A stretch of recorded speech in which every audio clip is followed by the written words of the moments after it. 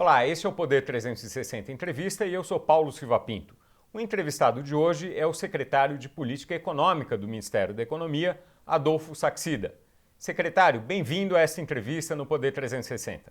Paulo, muito obrigado por essa oportunidade. É muito importante para nós termos uma comunicação clara e eficiente com a sociedade. Secretário, o PIB do terceiro trimestre de 2020 foi anunciado pelo IBGE, foi 7,7% o aumento em relação ao trimestre anterior, mas no ano há uma queda de 5%.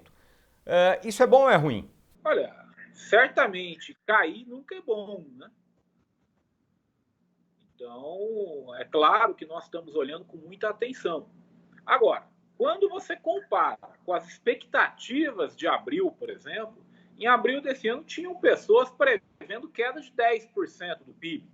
O Fundo Monetário Internacional previu queda de 9,1%, o Banco Mundial queda de 8%.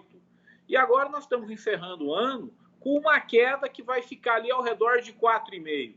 Então, acho que é, sim, um motivo para comemorarmos e mostra que quando o governo federal e Congresso Nacional trabalham em parceria, o grande vencedor é a população brasileira. A que se deve esse resultado menos ruim, portanto, do que o que se esperava? Ao auxílio emergencial, as outras medidas do governo, ou o setor privado também teve uma reação melhor do que a esperada para a economia por si só? Bom, aqui é importante nós reconhecermos o mérito do ministro Paulo Guedes. O ministro Paulo Guedes, logo no começo da crise, ele teve uma sacada que pouquíssimas pessoas tiveram. As pessoas começaram, o PIB vai cair 10%. O que o ministro Paulo Guedes disse? Nós vamos retomar em V. Por que ele disse isso? Porque ele notou que o problema não é que tinha caído uma bomba nuclear e acabado com a estrutura produtiva do Brasil. O que aconteceu foi uma pandemia que por um momento ia paralisar as atividades e depois ia voltar. Então, a orientação de política econômica do ministro Paulo Guedes foi muito simples. Vamos manter a estrutura produtiva da sociedade funcionando durante essa pandemia. Assim que a pandemia aliviar, a economia vai voltar em V. Todas as medidas nossas foram desenhadas assim. Foram medidas para manter a estrutura produtiva da sociedade. E realmente o resultado foi muito bom. Então, por um lado, tivemos esse insight importante do ministro Paulo Guedes, o apoio do Congresso Nacional nas nossas medidas, e também, é claro, ao brasileiro, que soube lidar muito bem do ponto de vista econômico com a pandemia. Então, novas formas de comércio, novas formas de fazer negócio foram desenvolvidas.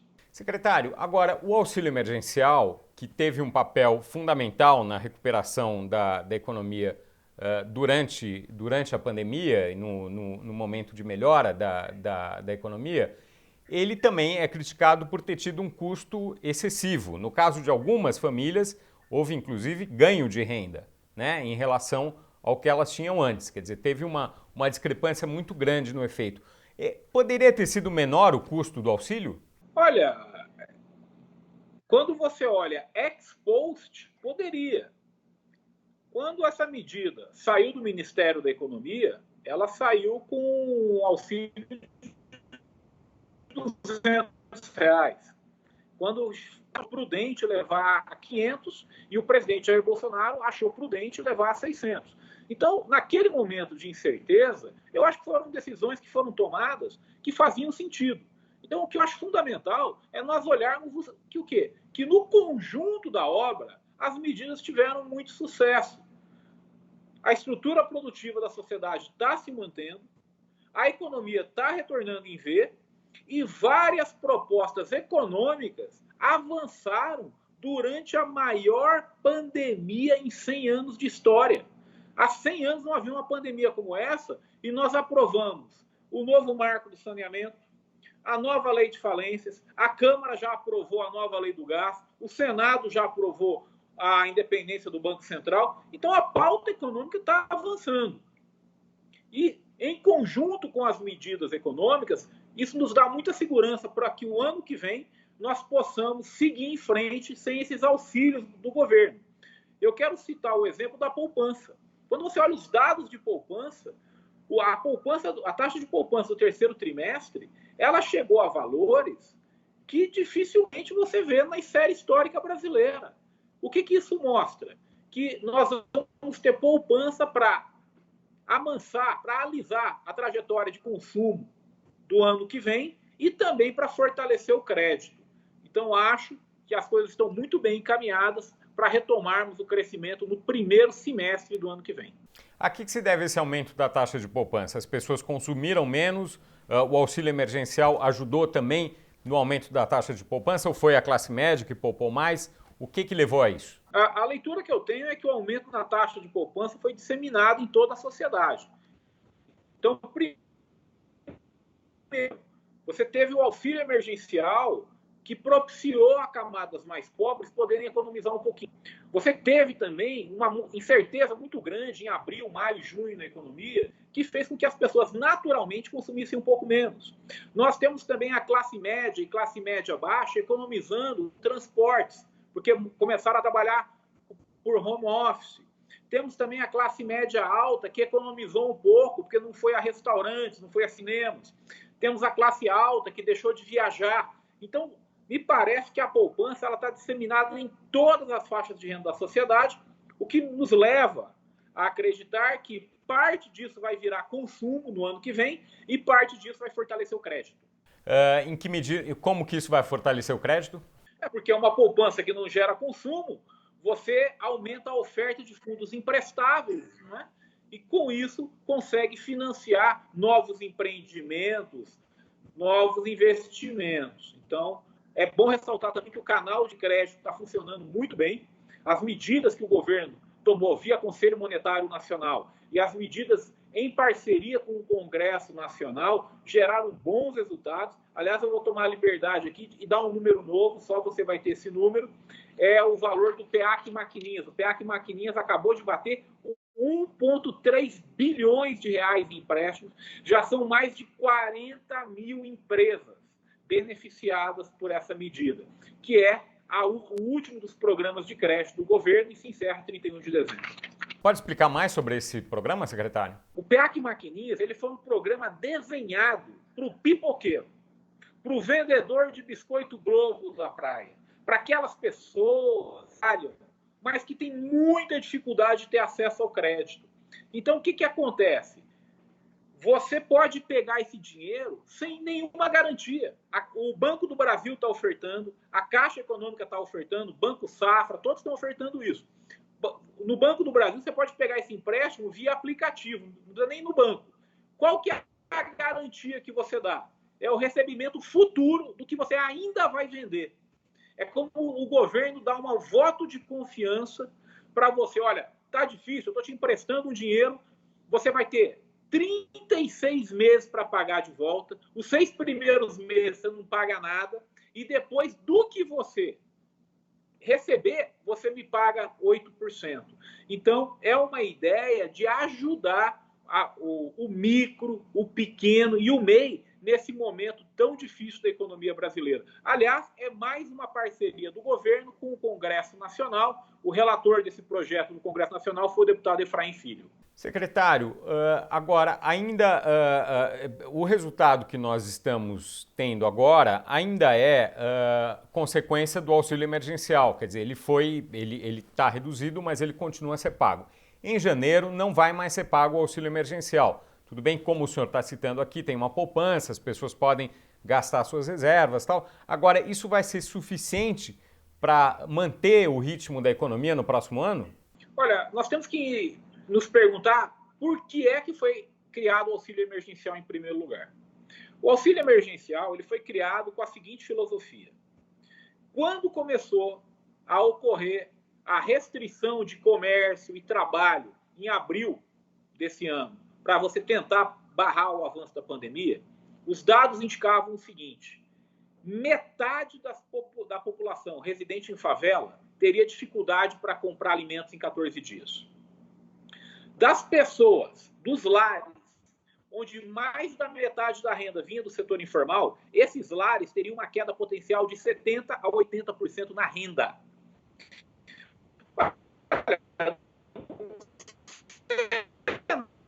Assim, você tinha que rapidamente transferir recursos.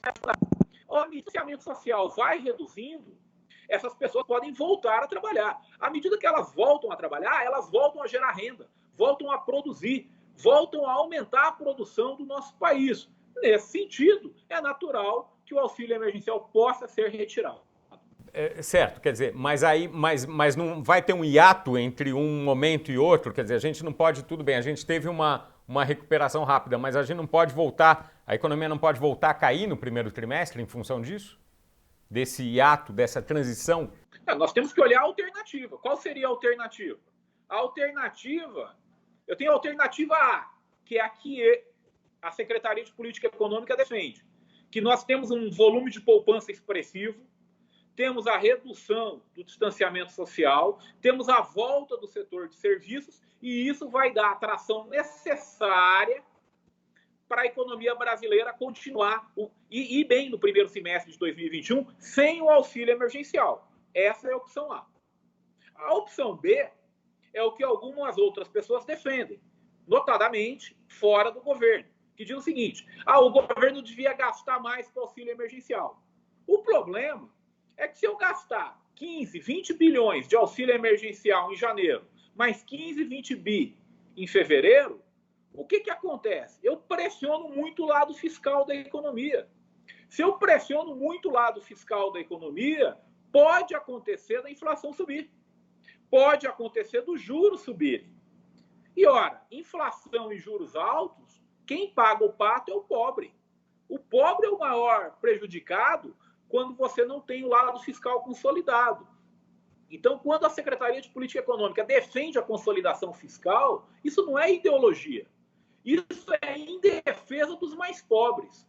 Então, me parece que a alternativa que nós estamos propondo, ela é factível e nos parece superior. Certo. Agora, secretário, essa preocupação de que as coisas não se deteriorem no ano que vem, ela é considerada uma coisa muito importante, sobretudo pelos analistas de mercado. Agora, o fato é que já existe alguma deterioração já que está sobre a mesa. Quer dizer, a gente tem de um lado uma inflação que está mais alta do que a esperada e de outro uma situação fiscal que está pior do que a esperada. Bom, será possível resolver essas duas coisas no próximo ano? Com certeza, é por isso que nós defendemos a agenda de reformas. Ora, se durante a pandemia, se durante a maior crise de saúde pública em 100 anos, o governo federal, em parceria com o Congresso Nacional, aprovou lei do saneamento, nova lei de falências, avança na independência do Banco Central, avança na cabotagem, avança na lei do gás, ora, é natural que o ano que vem vamos continuar avançando também. Vamos avançar na consolidação fiscal, vamos privatizar empresas. 2021 vai ser o ano das grandes privatizações. Vamos abrir a economia. Então, as reformas pró-mercado e consolidação fiscal, que conseguiram andar durante a pandemia, certamente vão andar num ambiente mais calmo. Agora, aí que tá, quer dizer, se não houver essas reformas, aí a solução fiscal fica comprometida? Olha, o nosso governo foi eleito com uma pauta pró-mercado. E o que é uma pauta econômica pró-mercado? A pauta econômica pró-mercado é consolidação fiscal e aumento de produtividade. É isso que nós temos que fazer. Aprovar novos marcos legais, melhorar a segurança jurídica, abrir a economia, corrigir a má alocação de recursos, diminuir a burocracia, fortalecer o nosso lado fiscal. Essa é a chave para nós termos crescimento econômico de longo prazo a taxas razoáveis. Agora, se a agenda de reformas não andar, o que acontece? O Brasil vai continuar nessa taxa de crescimento que ele tem apresentado nos últimos anos, de 1,5%. Então, enquanto sociedade, nós temos que escolher. Vamos continuar crescendo 1,5% ao ano sem reformas? Ou será que vamos entrar nas reformas e crescer 2,5%, 3% de maneira sustentável ao longo dos anos? Eu acho que a sociedade fez a escolha quando votou no presidente Bolsonaro e nesse Congresso, Porque tanto o presidente tem essa pauta de reformas econômicas, como o Congresso Nacional também tem essa pauta. Do baixo crescimento, caso não haja reformas, além do baixo crescimento, há risco de a inflação ficar mais alta do que o nível atual? O lado fiscal, ele é um lado que você tem que tomar muito cuidado. Se você começa a ter dificuldades no lado fiscal, isso vai pressionar o quê? Você pode aumentar um pouco a inflação. Aí aumenta a inflação, aumenta juros. Aumenta juros, aumenta o emprego, cai investimento, cai o PIB, cai a renda. Então acaba sendo um ciclo vicioso.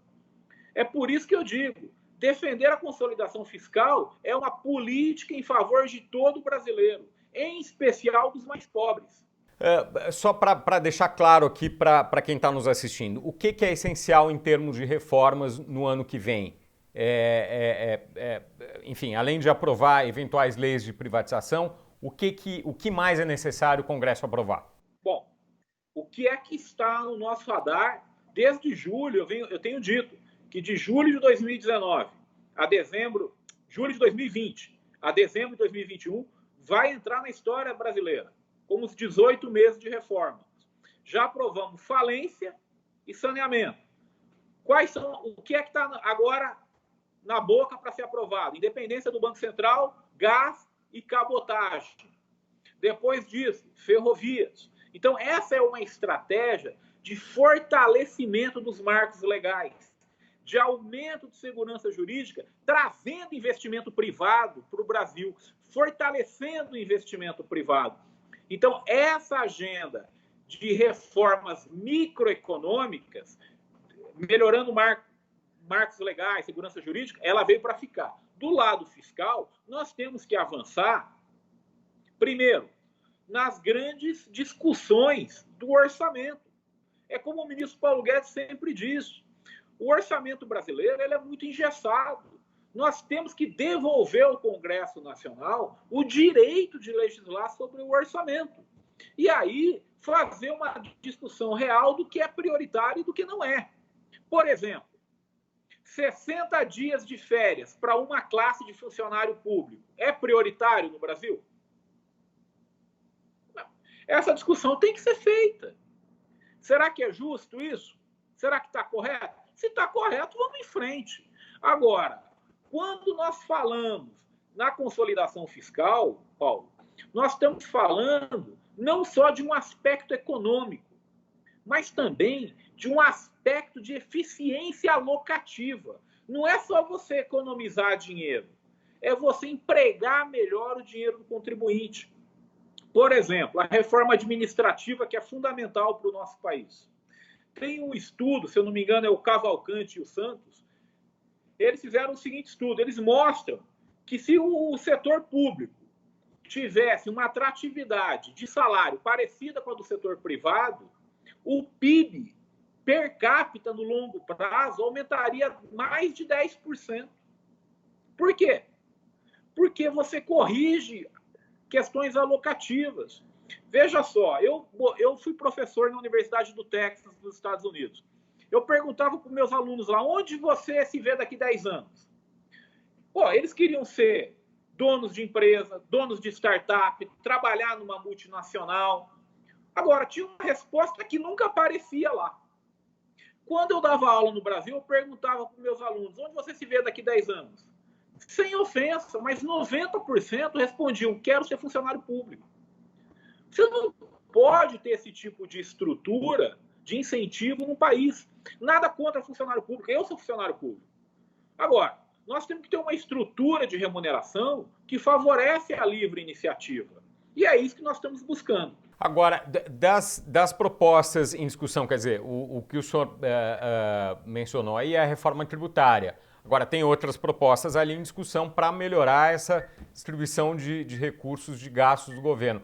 O que é mais importante na sua avaliação? Olha, eu acho que o que é mais importante é nós avançarmos, passo a passo. Por exemplo, a reforma tributária é fundamental. Agora, me parece equivocado eu chegar aqui para você, Paulo, e falar que a reforma tributária vai ser aprovada em uma semana. Não vai, não é assim. É uma reforma muito grande, é uma reforma muito importante, ela precisa de consenso, ela precisa de debate. nós iremos avançar na questão tributária, junto com o Congresso Nacional, passo a passo. A reforma administrativa é fundamental, mas não adianta eu chegar para você e falar que nós vamos aprovar a reforma administrativa até o final desse ano. Isso não vai acontecer. Agora, o mundo não acaba 31 de dezembro. O que nós temos que mostrar é que essa agenda de consolidação fiscal e aumento da produtividade, ela veio para ficar. Nós vamos avançar no que for possível esse ano, e o ano que vem a tributária vai avançar, a administrativa vai avançar, a PEC emergencial vai avançar, a PEC de pacto federativo vai avançar, a PEC dos fundos. Então, essas agendas irão avançar. Agora, vão avançar e vão se consolidar até dezembro de 2021. Tal como eu disse, serão 18 meses de intensas reformas no país. Começou em julho desse ano, vai até dezembro do ano que vem. E, ressalto, a abertura econômica vem aí. E privatizações vai ser o grande ano das privatizações o ano que vem. Abertura econômica, o senhor diz redução de alíquotas de importação, é isso? Exatamente isso. Qual vai ser o desenho disso? O que é possível adiantar sobre esse processo? Quem está à frente desse processo é o secretário especial Roberto Fendt, e ele está cuidando disso. Agora, é importante ressaltar que nós fomos eleitos com propostas de abrir a economia. Isso estava na nossa pauta econômica desde a campanha e será feito. É possível prever qual vai ser o impacto disso, dessa abertura comercial, no próximo ano ou em 2022? Quem tem estudos muito precisos disso é o Lucas Ferraz. Lucas Ferraz foi professor da Fundação Getúlio Vargas e hoje trabalha junto com o Roberto Fendt na Secretaria Especial de Comércio Internacional. O que nós vemos com a abertura econômica é que a inflação cai, a produtividade aumenta e o PIB aumenta. Ou seja, abrir a economia é bom para a sociedade brasileira. E nós, passo a passo, sem saltos, iremos avançar nessa agenda. Mas não há risco de, num primeiro momento, pelo menos, isso aumentar o desemprego? Olha, com a taxa de câmbio do jeito que está, alta do jeito que está, é o momento ideal de abrir a economia, porque você já deu uma proteção muito grande para o empresário nacional. Qual proteção é essa? A desvalorização cambial que ocorreu no período, ela já deu a proteção necessária, na minha leitura, pelo menos, ao empresário nacional. Agora, nós temos também que olhar o consumidor brasileiro. É um momento, veja, abrir a economia é uma política em prol de todo consumidor, e mais ainda do consumidor mais pobre. Por exemplo, uma pessoa mais rica, ela vai para os Estados Unidos, compra computador barato, compra relógio, compra roupa. Quem não consegue fazer isso é o pobre. Então, abrir a economia é uma política que favorece a população mais pobre. É claro que nós temos que ir passo a passo, respeitando as especificidades de cada um. Mas nós temos que ser fiéis à nossa promessa de campanha. Nós falamos em abrir a economia e iremos abrir. Isso vai começar já no início de 2021 ou vai ser um pouco mais para frente? Como é que vai ser? Se dependesse de mim, começava agora. Como não depende de mim, vai começar ao longo de 2021. Mas por que eu defendo abrir logo a economia? Porque o câmbio nos é favorável. Veja, a desvalorização cambial que ocorreu, ela dá uma grande proteção para o produtor nacional. Então é o momento correto de abrir a economia, mas, de novo, com parcimônia, com previsibilidade, anunciando as etapas, exatamente como o secretário especial Roberto Fendt tem certeza que irá fazer. O senhor está falando do nível do câmbio. Qual é a previsão de vocês? Vai terminar o ano de 2021 no mesmo patamar atual, um pouco diferente? Como é que vai ser? Eu prefiro não falar de câmbio e juros, porque são questões inerentes ao Banco Central. O meu comentário de câmbio que eu fiz foi apenas uma constatação que ocorreu uma grande desvalorização cambial e, dado que ocorreu essa desvalorização cambial, me parece que é o momento ideal para abrir a economia. Secretário, o desemprego, ele veio, a gente mencionou aqui emprego e desemprego, ele veio no terceiro no terceiro trimestre, mais alto do que no período anterior. O desemprego na faixa de 18 a 24 anos, eu tenho aqui, está muito mais alto do que a média, está em 31,4%, é o mais alto desde 2012. A que se deve isso na sua avaliação? Olha, a leitura que eu tenho é que o distanciamento social, que foi uma medida necessária, me parece, para combater a pandemia, ele teve algumas implicações que não eram a ideia. Acontece. Então, quando você teve que tomar várias das medidas de proteção de saúde pública, você acabou restringindo o comércio, começou a restringir serviços, indústria e movimentação de trabalhadores. Isso gerou um aumento no desemprego. Agora, o grosso do setor informal. O que isso quer dizer? Quer dizer que tão logo o distanciamento social se reduza, o setor de serviços volta. O setor de serviços volta, o emprego informal volta muito rápido. Então, acredito que a taxa de ocupação ela vai se recuperar ao longo do último trimestre do ano e vai continuar se recuperando ao longo de 2021. Então, nós temos que lembrar que as medidas que o governo tomou para a proteção do emprego formal foram um grande sucesso, protegeram o emprego formal e o desemprego informal aumentou. Mas agora, com a redução das medidas de distanciamento social e a recuperação do setor de serviços, creio que o emprego informal e a taxa de ocupação vão melhorar. É possível ter uma previsão de quanto vai estar isso no próximo trimestre ou no começo do ano? Prefiro aguardar. Certo. Secretário, as privatizações que o senhor mencionou, que vão se intensificar no próximo ano, qual vai ser o efeito fiscal disso? E o efeito no tamanho da dívida pública? Vai ser possível diminuir ou desacelerar a trajetória de crescimento da dívida? Olha, privatizar tem dois grandes motivos, né? O primeiro motivo é que você, com o dinheiro das privatizações, consegue abater um pouco de dívida.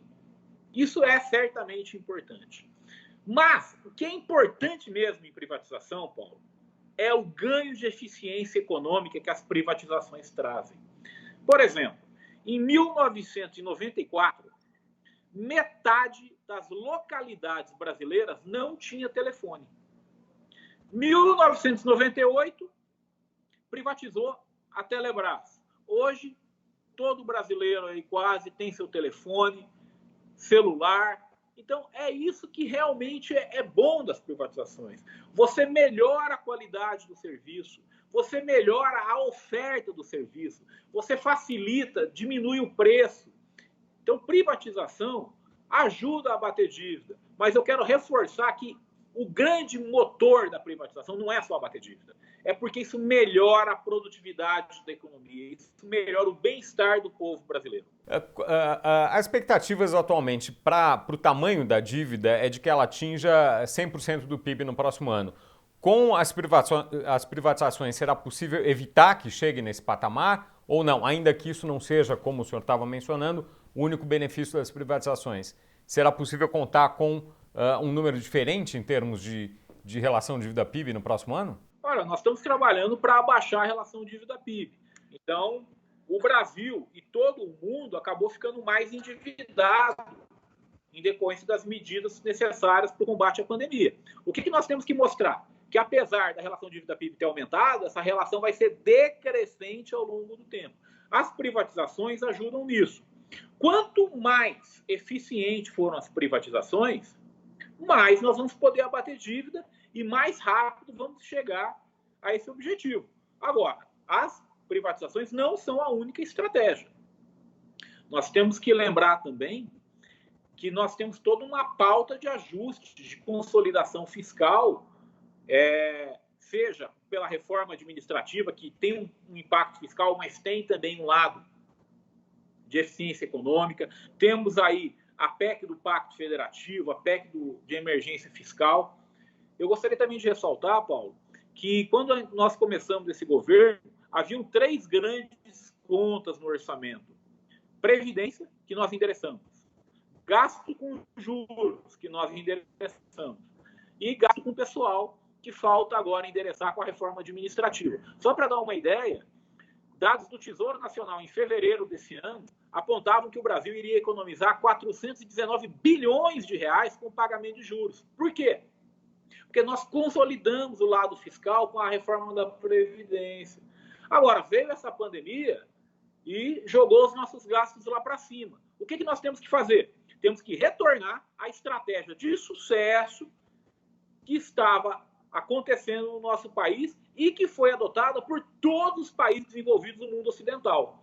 Ou seja, consolidar o lado fiscal da economia e aumentar a produtividade. Quando que é possível esperar a queda na relação dívida-PIB? Porque ela vai continuar aumentando durante algum tempo, certo? No próximo ano. Quando que se atingirá o máximo e se começará a descer? O Tesouro tem as estimativas disso. Eu prefiro só não entrar tanto, porque são dados do Tesouro. O que eu gostaria de trazer para cá como análise econômica é que essa relação vai decrescer quanto mais rápido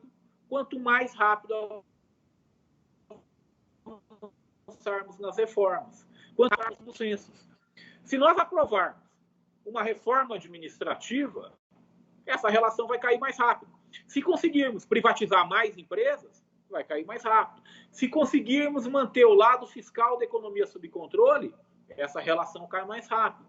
Eu acho que é essa mensagem que eu quero passar. Eu acho até que essa mensagem é mais importante do que você olhar, saiu de 98 e foi para 100.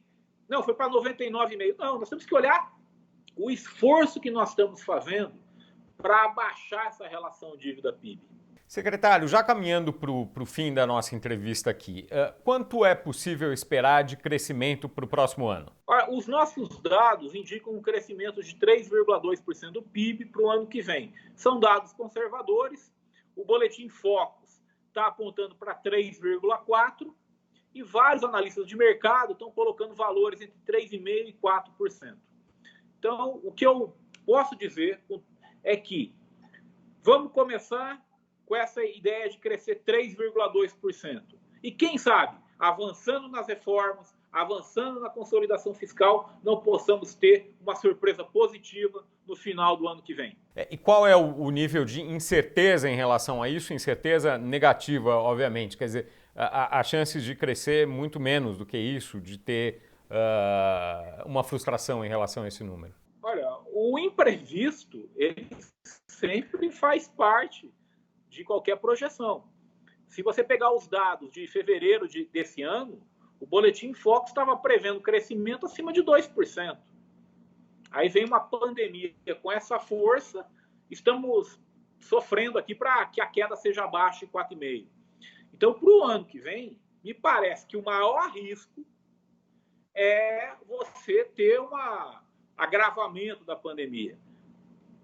Agora, não me parece que você possa fazer projeção com isso. Quando você olha as projeções de mercado, me parece que as projeções de mercado estão sinalizando um crescimento sólido acima de 3%, tal como temos feito. Agora, se tiver uma outra pandemia o ano que vem, é claro que teremos que revisar esse número.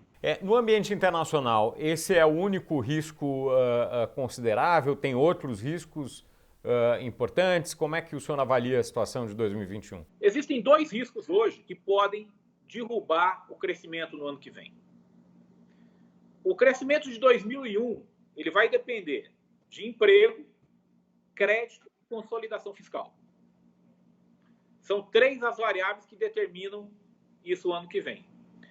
Ora, o emprego, me parece que as questões estão endereçadas com o sucesso dos programas de emprego do governo e com a redução do distanciamento social que vai dinamizar o emprego informal. O crédito está bem endereçado também. Então, qual é o risco grande que tem para o ano que vem? É nós não consolidarmos o lado fiscal da economia. Se nós não consolidarmos o lado fiscal da economia, se o governo começar a gastar mais, se o governo começar a gastar muito, a inflação volta. A inflação volta, os juros aumentam, o desemprego aumenta, o investimento cai, o PIB cai e a renda cai. Então, essa variável consolidação fiscal é fundamental para o ano que vem ser bom. Nós temos que garantir um bom lado fiscal da economia. E agora, isso é a variável que está no nosso controle. O que é que não está no nosso controle? A pandemia. Então, o que nós temos que fazer é o nosso dever de casa. Vamos fazer a nossa parte e aguardar. Uma última pergunta aqui, secretário. Essa questão da inflação, independentemente da situação fiscal, quer dizer, há riscos envolvidos nisso? Pode a inflação, mesmo sem um gasto público muito alto no ano que vem, ela pode vir maior no primeiro trimestre? Vocês veem esse cenário de risco? Não acredito. O Banco Central tem feito um trabalho excelente de controle da inflação, de ancoragem das expectativas. O que está acontecendo agora é um aumento pontual, localizado e transitório da inflação. Ela vai convergir naturalmente para a meta no ano que vem. Então, basta nós cuidarmos do lado fiscal, que o resto vai caminhar de maneira adequada. Secretário Rodolfo Saxida, muito obrigado por essa entrevista ao Poder 360. Uma honra. Abraço, Paulo. Agradeço a você também que acompanhou a entrevista aqui no nosso canal do Poder 360 no YouTube. Você pode ficar sabendo de todas as novidades que há por aqui. Para receber notificações, basta clicar no sininho no canto da tela. Até a próxima!